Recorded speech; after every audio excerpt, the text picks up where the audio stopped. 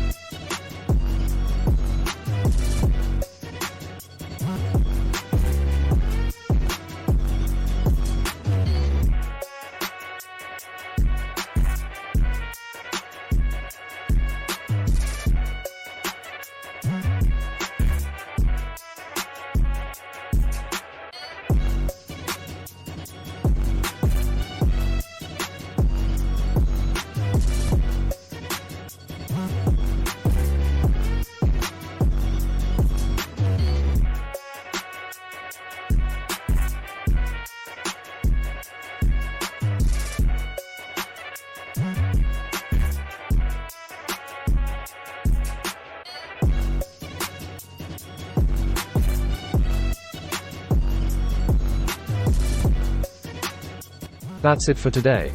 Remember, if you want to draw something, make sure you draw that thing next to half-naked anime girl.